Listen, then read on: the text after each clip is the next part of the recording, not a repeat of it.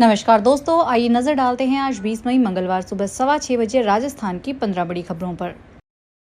राजस्थान के मुख्यमंत्री भजनलाल शर्मा ने अलवर में कांग्रेस पर निशाना साधा। धोती कुर्ता पहनकर पहुंचे मुख्यमंत्री ने कहा कि जयकारे लगाने के लिए पंजा नहीं, बजरंग बली वाली मुट्ठी चाहिए। उन्होंने कहा कि पंजे ने देश को गंजा कर दिया। मुख्यमंत्री ने पेपर लीक मामले में पिछली कांग्रेस सरकार को घेरते हुए कहा कि उनके 5 साल के शासन में लगातार पेपर लीक होते रहे, जबकि हमारी सरकार के 17 महीनों में एक भी पेपर लीक नहीं हुआ। उन्होंने बताया कि अब तक 300 पेपर लीक आरोपियों को पकड़ा जा चुका है और आगे भी कार्रवाई जारी रहेगी। इस दौरान मुख्यमंत्री ने मोती डोंगरी पर महाराणा प्रताप की प्रतिमा का अनावरण किया। सिरीसेट से पानी लाने की योजना का भी शिलान्यास किया। राजस्थान क्रिकेट संघ की कार्यकारी समिति अब 2 गुटों में बंट गई है। 6 सदस्यों वाली इस कमेटी में जहां एक तरफ कन्वीनर के साथ एक अन्य सदस्य है, तो वहीं दूसरी तरफ 4 अन्य सदस्य हो गए। इन्हीं चारों सदस्यों ने सोमवार को एक बैठक पर कन्वीनर जयदीप बिहानी के खिलाफ प्रस्ताव पास करते हुए उनके पिछले दिनों लिए गए सभी निर्णयों को रद्द कर दिया। कमेटी की इस बैठक में सदस्यों की सहमति के बिना लिए गए बिहानी के फैसले को निरस्त कर दिया गया है। इस बैठक में धनंजय सिंह खेमसर, धर्मवीर सिंह, हरिश्चंद्र सिंह और रतन सिंह थे। बैठक के बाद सदस्यों ने मीडिया से बातचीत करते हुए बिहानी पर मनमर्जी से कमेटी चलाने का आरोप भी लगाया।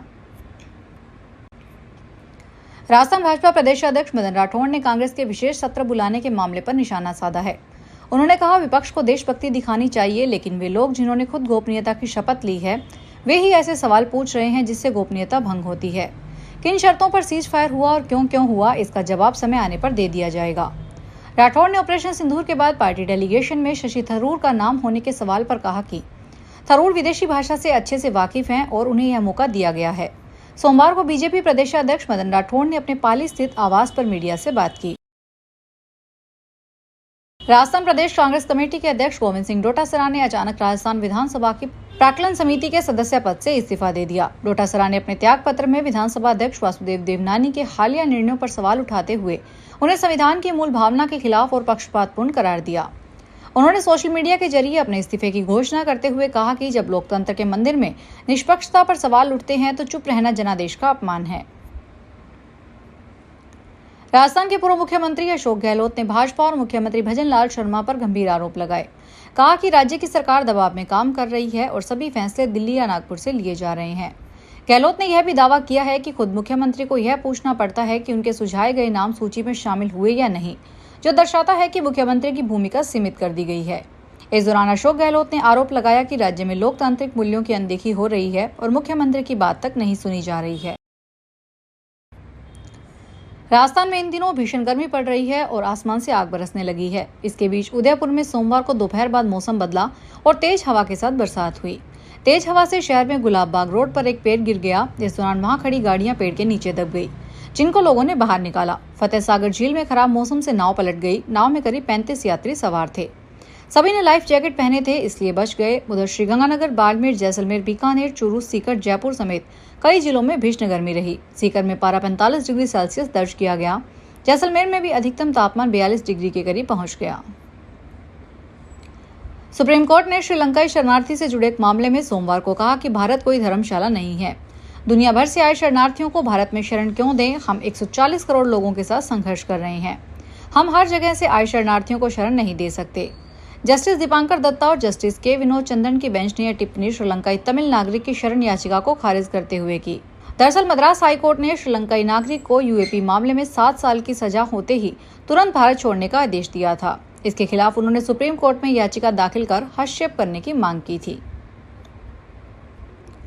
2 बार सांसद रहे उदय सिंह उर्फ पप्पू सिंह को जनसुराज का राष्ट्रीय अध्यक्ष बनाया गया है।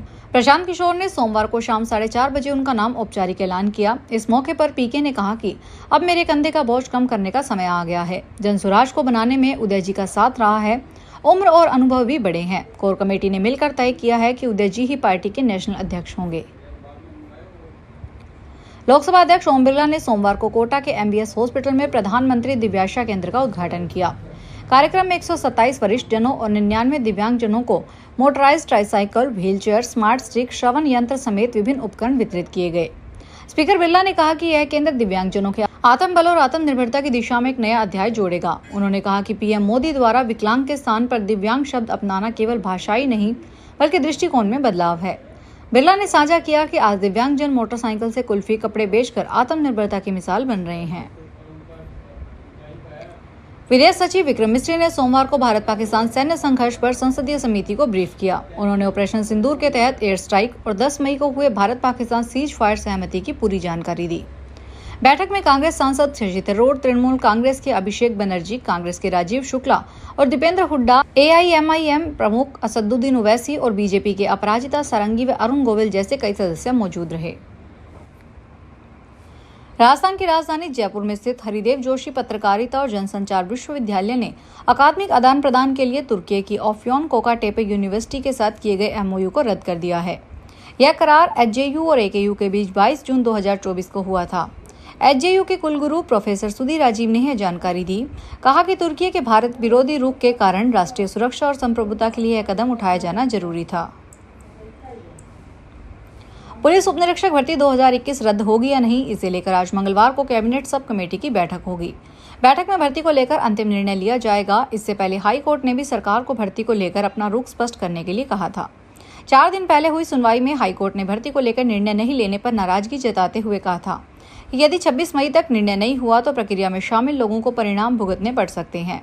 आज होने वाली बैठक से पहले अखिल राजस्थान राज्य कर्मचारी संयुक्त महासंघ एकीकृत के बैनर तले चयनित अभ्यर्थियों के परिजनों और पदाधिकारियों ने मांग करते हुए कहा कि कमेटी भर्ती को यथावत रखने का फैसला लें। बेशक दोषियों के खिलाफ कार्रवाई की जाए, लेकिन ईमानदारी से चयनित होने वाले अभ्यर्थियों के खिलाफ अन्याय नहीं होना चाहिए।